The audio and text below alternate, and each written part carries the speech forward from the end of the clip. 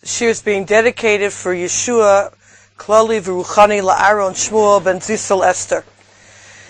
Parshat Vayakhel, as well as Pekudei, recaps for us all the items that were found in the Mishkan that Klal Yisrael worked at such length to build. And Mir Hashem will touch on today the very famous question of why do we have so much repetition, 5 Parshios, Truma, Tetzaveh, Kitisa, Vayakhel, Pekudei, and what seemingly is the same thing over and over again.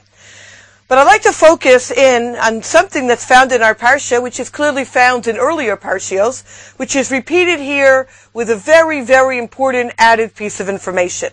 And this is source number 1 in Perek Lamed Chet. The Torah tells us, He made the kior of copper and the base of copper from the mirrors of the legions who massed at the entrance of the tent of meeting.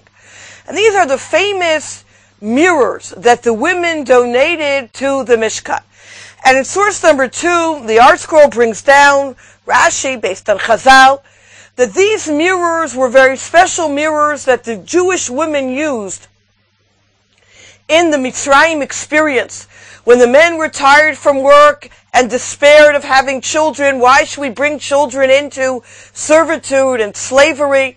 The women would dress themselves up and go out into the field, and they would use the mirrors as a means of allowing themselves to look beautiful and enticing the men to indeed have more children. And that's the idea of the end of the pasuk, Hatzovot Petach Ol Moed. They're called the Maros Hatzovot, the mirrors literally of the gathering. Sovos, according to this interpretation of Rashi, is the mirrors enable the Tzovot, the many multitudes, the many hosts of the children of Israel to be born. And Moshe Rabbeinu was a little bit nervous taking these mirrors. He says these mirrors are used for lust.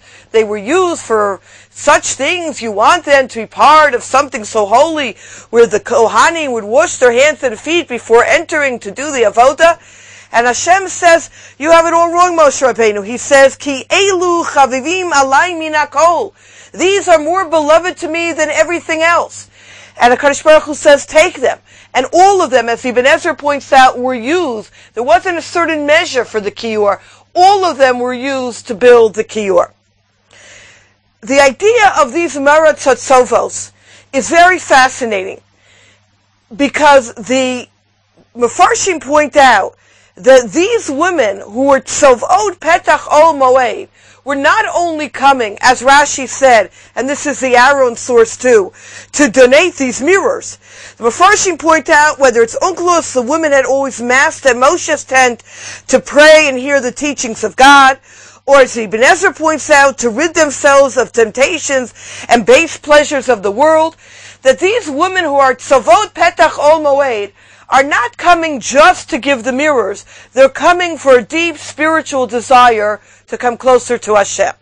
The questions I'd like to try to deal with in Mir Hashem today, and as always, we never deal with a topic in total depth, but just to get a taste, is why specifically were these mirrors used for the kior, for the wash basin? The second question we need to understand is why were these mirrors Chaviv alai min hakol, the most beloved of all the donations made to the Mishkan? And further, we need to understand the relationship between the Marot Tzatzovos, between these mirrors, and the Jewish women gathering at the tent of Moshe Rabbeinu, at the tent of the Ol Moed. What's the connection between the two? And in short, our overall question, which is the question that we try to deal with each week, is that everything in the Chumash is nitzchius. Everything has a message for us in our lives. What is the message, or what are the messages, rather, of the Marot Tzatzovos, of these mirrors, for our lives and our own Avodas Hashem? I'd like to take a look at 2 levels. The first, very much in depth, and a number of levels in the first level, and then the second level very briefly. The first level, in a nutshell, will be source number 3, the Sichos Musar, Rav Chaim Shmulevitz, and then I'd like to, Mir Hashem, flush it out. Sichos Musar, in a very famous essay about the Teva Noach, says the following. He says, Harei shayidei kavanatam hatorah shel hanashim. It was this pure spirit of the women. Livnot et Klal Yisrael, to build Klal Yisrael. Vilifro, vilirboat, in order to have more children.